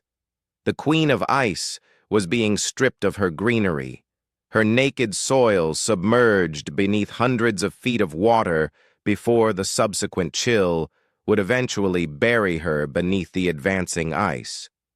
This was the era of the Great Flood, a story that resonates in the mythology of every culture across the globe, from the Epic of Gilgamesh to the legends of the Maya. To the survivors, these were not just stories. They were the echoes of a collective mourning for a lost world. We must think of the human nervous system as a recording device for this trauma. The fear of the dark that we carry in our DNA was joined by a new, deep-seated fear of the rising tide. The maps, like the ones that would eventually inform Piri Reis, became the only physical proof that the drowned lands had ever existed. They were no longer mere navigation tools. They were the holy relics of a drowned paradise. They were the silent witnesses to a reality that the rest of the world chose to forget as it moved into the relative stability of the Holocene. In the dark caves of the Paleolithic, where the first fires provided the only warmth against the biting cold of the changing world, these maps were guarded with a religious intensity. The texture of flint and the smell of wood smoke were the backdrop for a secret transmission of knowledge. A father, his hands scarred by the struggle of the migration, would lay out a piece of preserved hide before his son. By the flickering light of a tallow lamp, he would point to the lines that represented the lost bays of the South. "This is where we once walked," he might whisper, though the language itself is lost to us. "This is the land that the water took." This was the biography of the memory, the process by which a geographical fact became a sacred tradition. The cost of this memory was a permanent sense of displacement, a biological realization that the Earth is a fickle host that can change its face in a few centuries. Generations faded into dust, yet the map remained as a scar on the skin of history. It marked the place where the world broke and was remade in a colder, more fragmented image. As the Neolithic Revolution began and humanity started to settle into the fertile crescents of the North, the sinking truth was buried beneath the needs of the present. We became farmers, builders of cities, and weavers of cloth. But deep within the marrow of the bone, the ancestral memory of the flood persisted. The Piri Reis map is a vestige of that trauma, a fragment of a global survey conducted by a civilization that saw the world before the Great Drowning. It suggests that our intellectual evolution was not a steady climb, but a desperate scramble to preserve what was being lost. Scientific discovery today, when viewed as a story of recovery, reveals that these mythical floods were devastatingly real. The drowning of Doggerland, the filling of the Black Sea, the submergence of the Sahel Shelf. These were the milestones of our ancestors' struggle. The Piri Reis map matches the subglacial topography and the submerged coastlines because it was drawn by people who had no choice but to be accurate. Their survival depended on knowing where the land was, even as it vanished. The calculus of the ancient stars was their only guide through the chaos. When we look at the precision of the Admiral's map, we are looking at the survival weapon of a species that refused to let the ocean have the last word.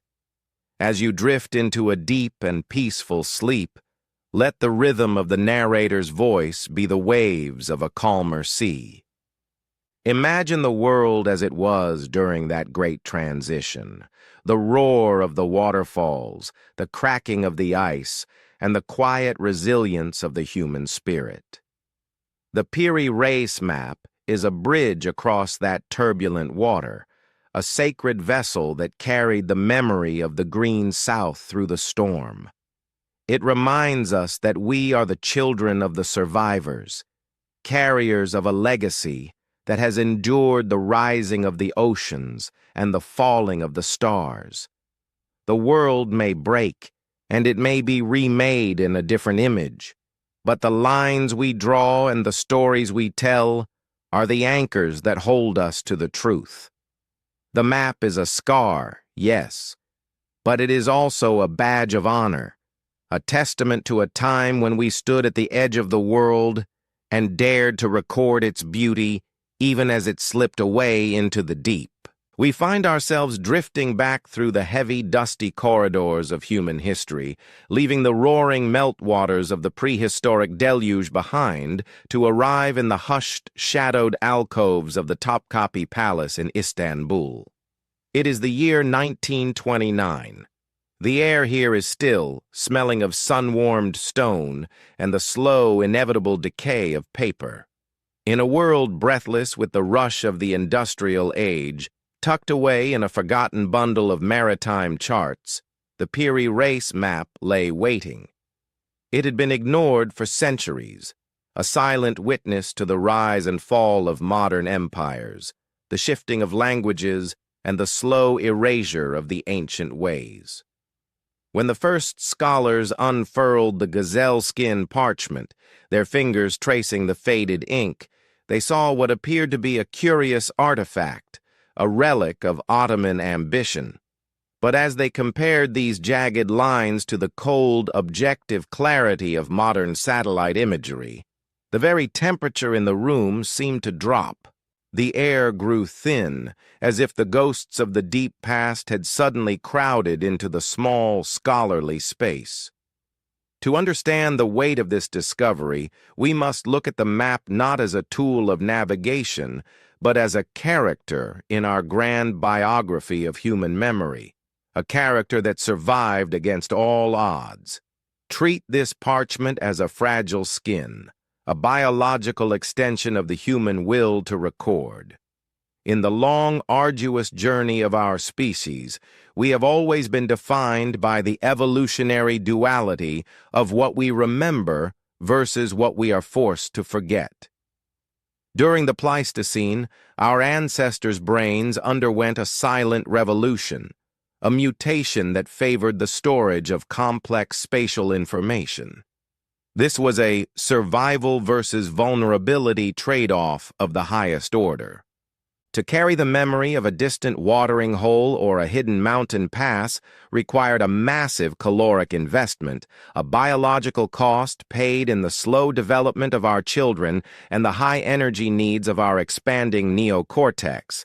Yet this silent error in the code of life allowed us to create a library within the mind long before we built one of stone. Imagine a day in the life of a guardian of this knowledge in a world before the written word. We are in a dark cave during the Paleolithic, the air thick with the smell of wood smoke and the copper tang of fresh meat. An elder sits by the first fire, his hands, gnarled like the roots of an ancient cedar, moving through the air to describe the shape of the world. He is not just telling a story, he is passing on a map. His children watch, their eyes reflecting the dancing orange light, learning the sacred geometry of the stars and the coastlines as if it were a prayer. This was the Library of the Damned, a collection of truths that would eventually be branded as myth by the modern world. For thousands of years, this data was passed from breath to breath, a flickering flame in the howling winds of history. As the eons turned and the ice retreated, the human mind began to anchor its memories in physical objects. The map found in the Topkapi Palace was a mistake that saved us, a clerical error of history. In the chaos of the Great Flood and the sinking of the ancient coastlines, most of our collective records were lost to the sea or the torch. But this specific map, stitched together from fragments of even older charts, slipped through the fingers of time like a stowaway on a sinking ship. It had survived the fires of war that claimed the library of Alexandria, where the scent of burning papyrus once signaled the end of a 1,000-year dialogue between man and the cosmos. It survived the neglect of kings who saw only the world as it was, never as it had been. When the scholars in 1929 began to realize that this map depicted the subglacial topography of Antarctica, they were facing a cinematic revelation that threatened to shatter the standard narrative of human progress. We have been taught a story of a slow, upward climb, from the darkness of the cave to the light of the laboratory. But the Piri Reis map suggests a different shape to our history, one of great surges and tragic retreats. It suggests that while our ancestors were supposedly huddling in caves, terrified of the thunder and the dark, a global civilization was already measuring the heartbeat of the planet. They were navigators of the high seas, masters of the currents and the constellations, mapping the hidden bones of the planet before the white shroud of the glacier fell. Think of the sensory detail of such a civilization.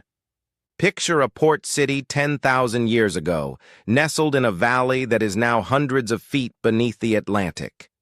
The air is alive with the sound of snapping sails and the rhythmic chanting of sailors. The texture of the ropes is rough, made from fibers of plants that are now extinct. These people were not primitive. Their hands were as precise as any surgeon's, their eyes as sharp as any modern pilot's. They were the architects of a lost science, a way of seeing the world as a spinning, interconnected whole. The Piri Reis map is a vestige of their brilliance, a relic of an era when humanity was more deeply attuned to the pulse of the earth than we are in our age of digital disconnection. In the scholarly silence of the palace, the map began to speak again. It did not speak in words, but in the logic of its projections. It told of the Queen of Ice when she was still a daughter of the sun. It told of a time when the horizon was not a limit, but an invitation to the unknown. This realization is a sacred unveiling of our own origins. It redefines what it means to be human.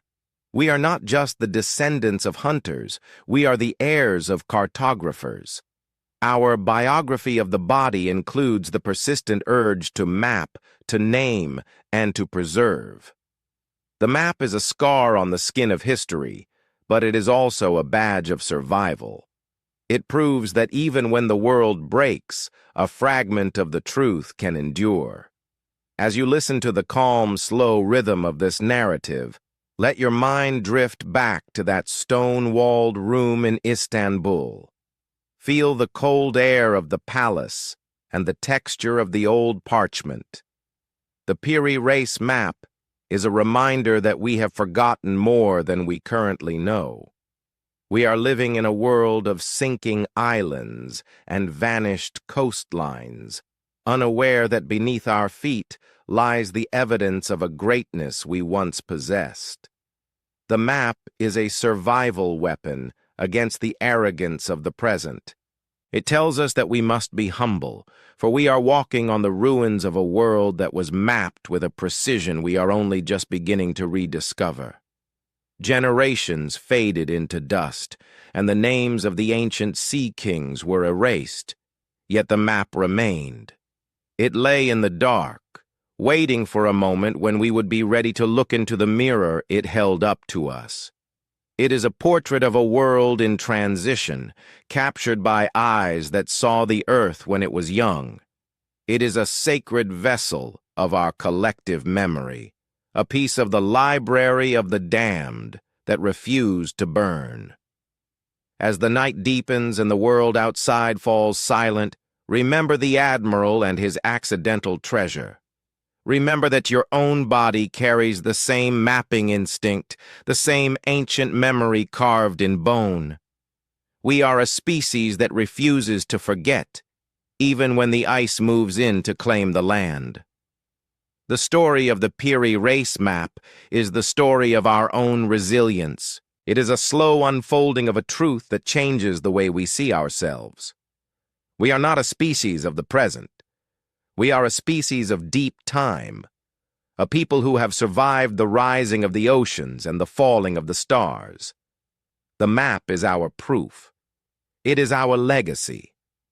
And as you drift into sleep, let the image of that ancient, shimmering coastline be the last thing you see, a vision of a world that remembered the warmth of the sun before the great frost descended, a silent witness to a time when the earth and the humans who walked upon it breathed as one. What does it mean for us today, this ancient tattered chart of a frozen world that rests beneath the weight of eons? To look upon the Piri Reis map is not merely to study an artifact of Ottoman cartography, it is to peer into a mirror that reflects the very architecture of the human spirit. We begin this final descent into the self by imagining the world as it was before the concept of a here or a there was ever spoken. Picture the vast, scorching expanse of the Great Rift Valley, where the air shimmers with a brutal heat and the horizon is a distant, taunting haze. It is here, in the cradle of our becoming, that the geometry of the soul first began to take shape. Our ancestors, emerging from the dappled shadows of the forest into the unforgiving light of the savanna, were forced to confront a terrifying biological reality. The loss of the canopy meant the loss of a fixed, three-dimensional home. In the trees, up and down were the primary coordinates, but on the open plains, the world became an infinite, flat plain. To survive, we had to become something entirely new. We had to become the architects of space. This transition was not a choice, but a desperate adaptation born of necessity. The human brain, a character in our story that is both our greatest survival weapon and our most demanding burden, began to undergo a silent revolution. Within the dark, moist folds of the neocortex, a silent error in the code of life occurred, a subtle shift in the way we processed spatial information. We developed the hippocampus, a small, seahorse-shaped structure that functions as the biological seat of navigation. Treat this tiny organ as a sacred scribe, a character that has spent millions of years recording every step, every turn, and every landmark encountered by our lineage. This was the birth of the mapping instinct. It allowed a mother carrying her child through the tall grass of the Pleistocene to remember not just the location of the waterhole, but the geometric relationship between that water, the stand of acacia trees, and the distant blue silhouette of the mountains. This internal map was her survival advantage. To lose it was to vanish into the stomach of the predator or the silence of the desert. Shutterstock. Consider the evolutionary duality of this trait. To create a map is to possess the world, but it is also to be possessed by it. By tethering our survival to our ability to navigate, we became vulnerable to the shifting face of the earth itself. When the ice began to creep south, or the rains failed to come, our internal maps became obsolete, leading us into traps of our own making. Yet the cost of this vulnerability was the ignition of human curiosity, that ancient accident that rewrote our destiny. We were no longer content to simply know where the water was. We felt a primal, biological urge to know what lay beyond the edge of the seen world. The Piri Reis map is the ultimate expression of this drive. It is a physical manifestation of the restlessness that defines our species. When we look at its elegant curves and precise measurements, We are looking at the culmination of 1,000,000 years of ancestors who looked at a horizon and refused to turn back. Imagine a day in the life of a master mariner during the Neolithic Revolution, a time when the world was being remade by the retreating ice. He stands on the shore of Doggerland, feeling the damp, salty wind pull at his hair. The air smells of drying seaweed and the wood smoke of 1,000 hearths. In his hand, he holds a simple piece of bone, notched with the positions of the stars. His feet are planted firmly in the wet sand, but his mind is already leagues away, calculating the curvature of the water. He is not just looking at the sea, he is creating a geometry of the soul. He understands that the ocean is not a barrier, but a bridge. His body is fragile. A single wave could crush his lungs. A single night of biting cold could stop his heart. But his map makes him a giant. He can see the islands that lie below the horizon because he has learned to read the calculus of the stars. He is the child of the savannah, now mastering the abyss. This mapping instinct is an ancient memory that persists in our DNA, a legacy of the silent migration of knowledge that occurred as the great glaciers claimed the South. As the world broke and was remade in a colder image, our ancestors did not just carry flint and fire, they carried the geometry of the soul. They carried the understanding that the earth is a sphere, a spinning marble in a sea of stars. This wisdom was guarded as a sacred vessel, passed through the dark caves of the Paleolithic and the burning libraries of antiquity. The Piri Reis map is a vestige of this continuity. It tells us that our intellectual evolution did not happen in a vacuum, but was built on a foundation of millions of years of spatial reasoning. We are the children of those who refuse to be lost. Every time we check a map, every time we wonder about the stars, we are activating a biological program that was written in the dust of the Great Rift Valley and the salt of the Atlantic. But what does it mean for us today, in an age of satellites and digital precision? The map of Piri Reis serves as a silent weapon against our own modern arrogance. It reminds us that we are not the first to perceive the elegance of the world's shape. It suggests that our ancestors possessed a lost science, not a science of machines, but a science of the senses. They used the texture of flint, the crunch of snow, and the fear of the dark as their instruments. They mapped the world by becoming a part of it, by feeling the heartbeat of the cosmos in the marrow of their bones. As we look at the map, we are looking at our own reflection, a species that is constantly searching for its origins, trying to piece together the shattered mirror of its own history.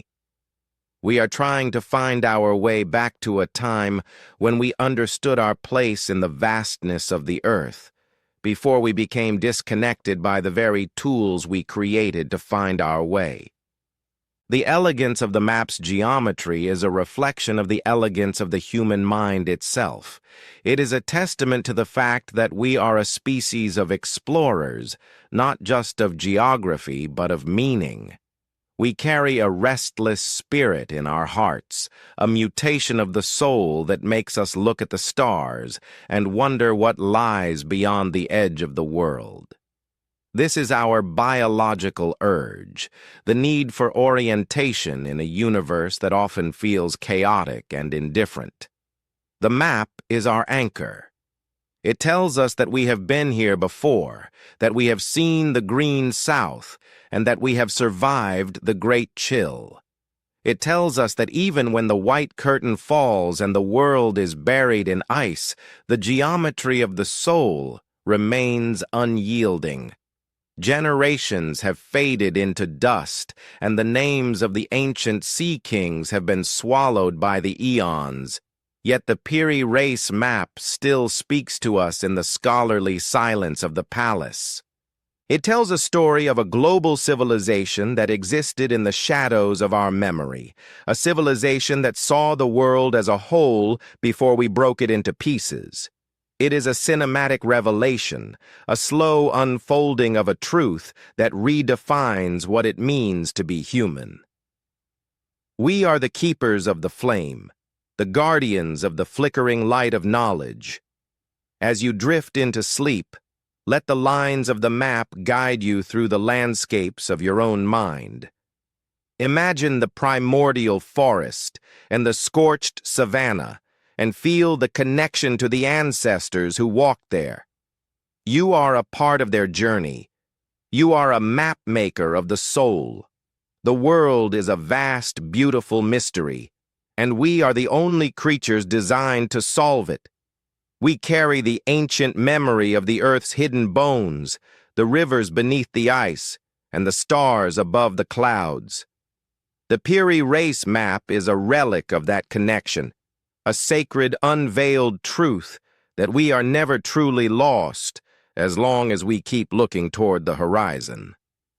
The night is deep, and the eons are long, but the geometry of the soul is eternal.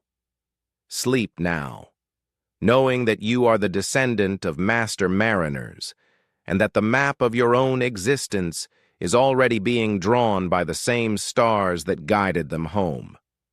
The journey is not over. It is merely waiting for the next turning of the wheel, the next rising of the sun over a world that remembers the warmth, even in the heart of the frost. Today, the Piri Reis map remains a ghost in the machine of modern science, a haunting presence that flickers at the edges of our understanding like the dying embers of a fire in a vast primeval cavern. To look upon it is to confront a vestige of a time that, officially, never happened. A biological and historical anomaly that sits uncomfortably within the neat, linear record of our past.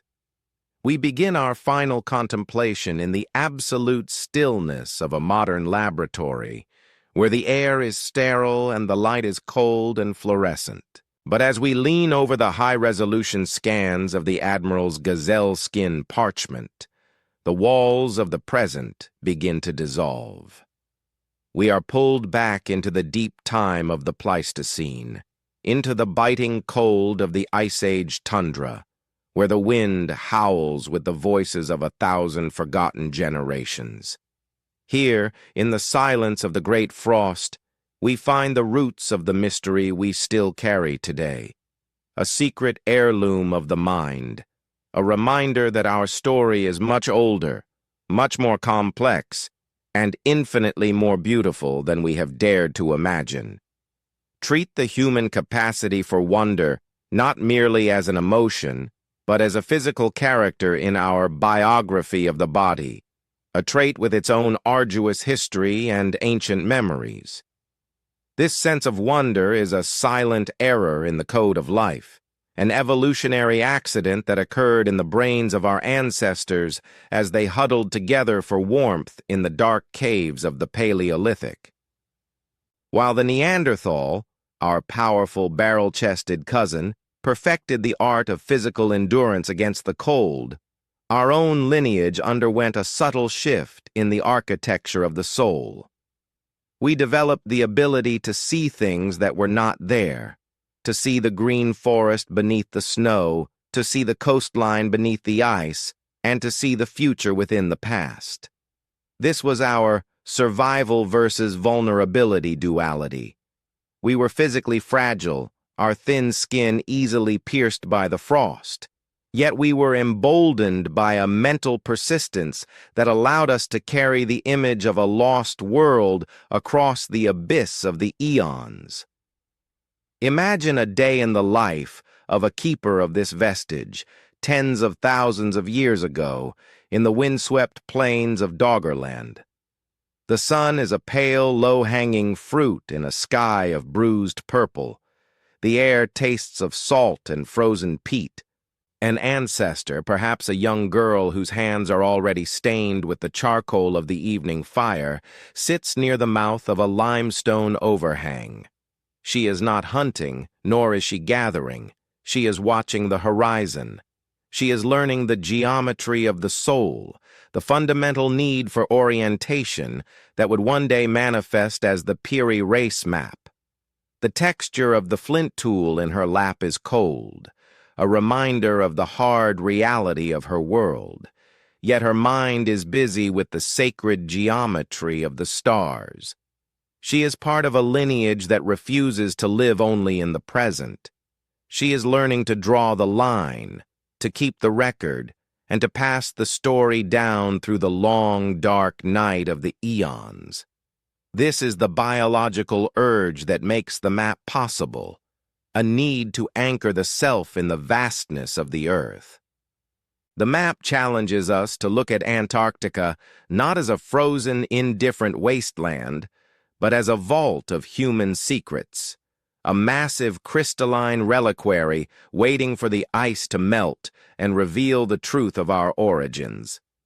Beneath the crushing weight of the polar cap, where the biting cold has held the land in a state of suspended animation for 6,000 years, lie the hidden bones of the planet that the Admiral's source charts so accurately define. This is the slow, hypnotic realization of our modern age. We are living on a planet of mysteries, where the ground beneath our feet holds the memories of 1,000,000 years. The Piri Reis map is a bridge to those who came before us, a way to reach across the silence of the glaciers and touch the hands of the people who saw the world when it was green and full of promise. It is a testament to the Stone Age survival advantage, the ability to witness the world in transition and to record its face before it was rewritten in a colder image. But deep within the marrow of our own bones, the vestige remains. We are the children of those master mariners, and we carry their restless spirit in the way our eyes automatically scan the horizon, the way our hearts skip a beat at the sight of an old chart, and the way we feel a phantom pull toward the unknown reaches of the globe. This is the biography of the memory, the realization that our DNA is not just a biological blueprint, but a library of ancient voyages. The silent errors in the code of life that allowed our ancestors to map the stars and the coastlines are the very same circuits we use today to navigate the digital vastness of our own era. We have not changed. We have simply moved the fire from the cave to the screen. Yet, the Piri Reis map remains as a silent witness to a time when our connection to the earth was raw, direct, and sacred. As the ice retreated in the north and the Neolithic Revolution began, the sinking truth of the southern continent was buried under the demands of the New World. We became farmers, builders of empires, and tellers of shorter stories. We forgot the Queen of Ice and her green forests, but the map did not forget. It survived the fires of war and the neglect of kings, a clerical error of history that allowed a piece of the deep past to slip through the fingers of time.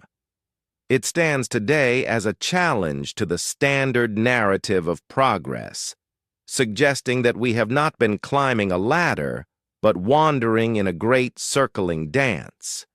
It teaches us that nothing is truly lost as long as someone is there to draw the line. Every stroke of the Admiral's quill in 1513 was an act of defiance against oblivion, a continuation of the work started by the girl in the cave and the sailor on the prehistoric shore. Historical world-building shows us that we are currently in a brief, warm interlude of the planet's long, icy biography. We are the beneficiaries of a temporary thaw. The Piri Reis map is a reminder of the fragility of this moment. It tells us that the Earth can change its face in a few centuries, that the green can turn to white and the mountains can be buried under a mile of frost. This is the adaptation versus cost of our modern life. We have built a world of incredible complexity, yet we have lost the lost science of the Ice Age, the ability to read the Earth without the aid of machines. The map is an invitation to reclaim that vision, to look at the world with the calm, scholarly tone of an ancestor who knew that the stars were the only lanterns and the map was the only soul kit for the journey. In the scholarly silence of our own minds, as we drift toward the edge of sleep, the map begins to speak one last time. It tells a story of a global connection that transcends the limits of our recorded history. It tells of a sacred unveiling of our own capacity to endure. We are not just the descendants of survivors, we are the heirs of dreamers who saw the world as it was and refused to let that vision die. The map is a survival weapon because it reminds us that we have been through the fire and the frost before. It is a sacred vessel, carrying the echoes of a civilization that mastered the currents of the air and sea long before the first pyramid cast its shadow.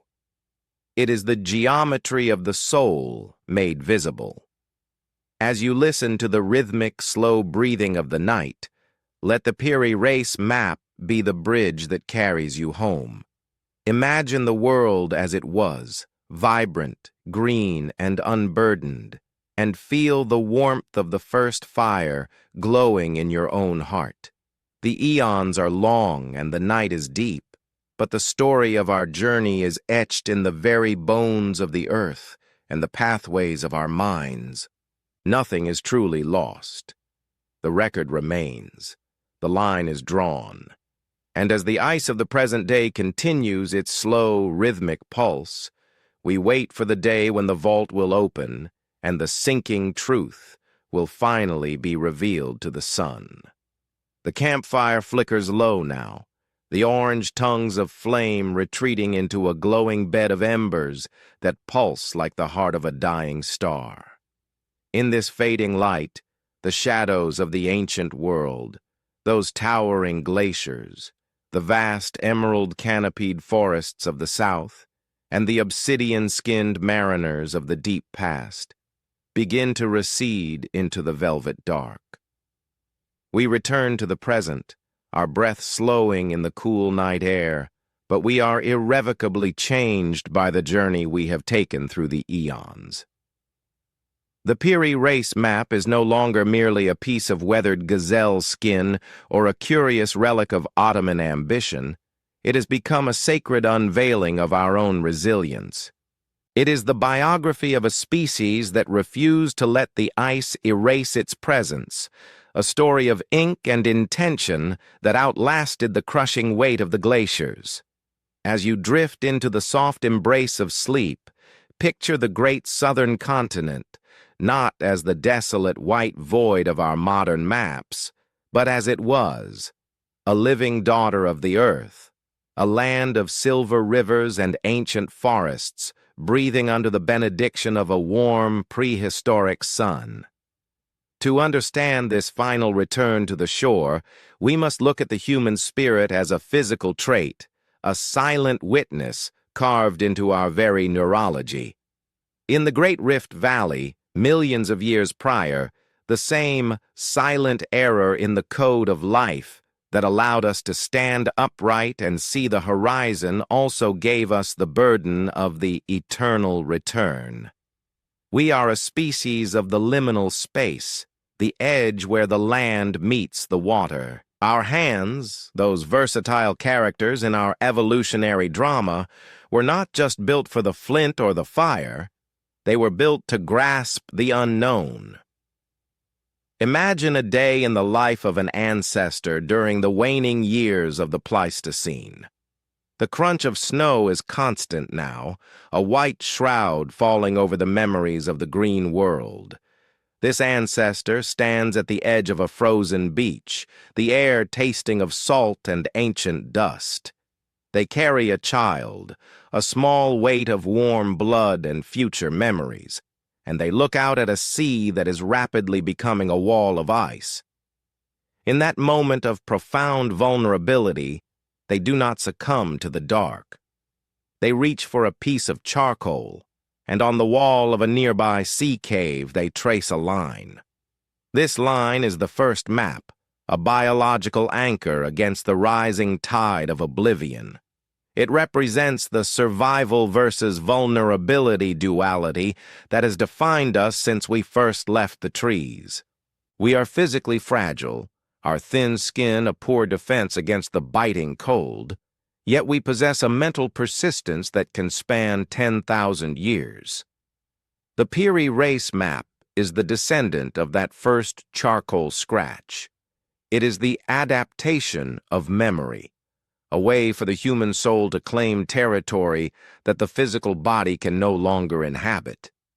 As the ice moved forward like a slow-moving predator, smothering the forests of Queen Maud Land and silencing the rivers of the Queen Mary coast, we carried the maps north. We carried them through the sinking islands of the Neolithic and the burning libraries of antiquity. We were the guardians of this memory, the narrators of a bedtime epic that was being written in the marrow of our bones long before it was ever etched in ink. Think of the texture of the flint and the smell of wood smoke that accompanied the transmission of this knowledge. In the dark, sacred silence of the Paleolithic, the map was not a piece of paper, it was a song, a chant, a rhythm of the heavens. The calculus of the ancient stars was the bridge that allowed us to traverse oceans that should have been impassable.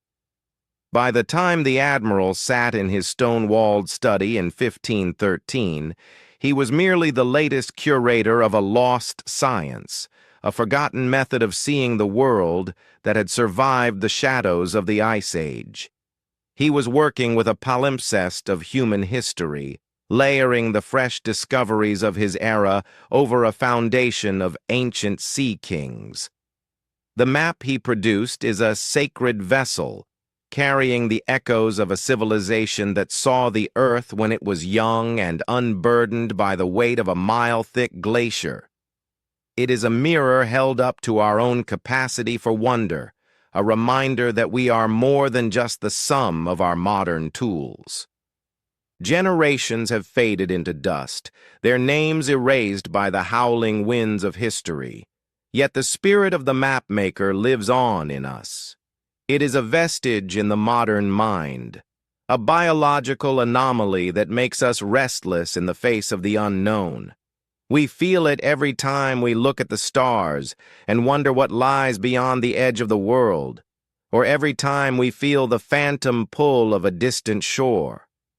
We are the children of those who refuse to let the ice have the last word.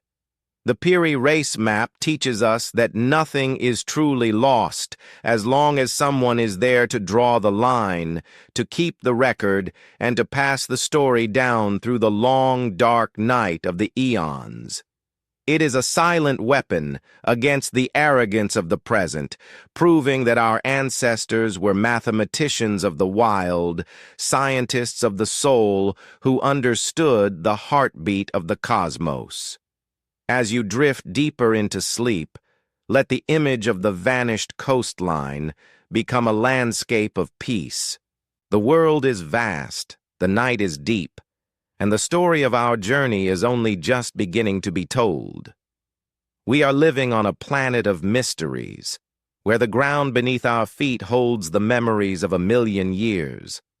The Piri Reis map is our inheritance, an ancient memory carved in the logic of geography, ensuring that the memory of the green South will endure until the next turning of the wheel. The lines may fade, and the ink may crack, but the geometry of the soul is eternal. We are forever searching for the shore, forever mapping the unknown reaches of our own existence. Sleep now, in the warmth of the first fire, knowing that you are part of a sacred lineage of explorers, mariners, and dreamers who have always found their way home through the dark. The campfire is but a glow now, a soft red eye in the darkness.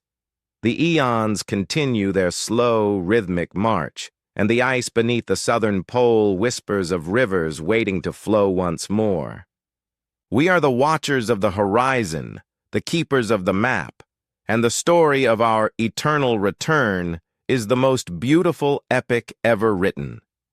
Rest in the knowledge that your own body, your own eyes, and your own restless heart are the living maps of everything we have ever been and everything we are yet to become. The shore is waiting. The stars are set. The journey continues in the quiet country of your dreams.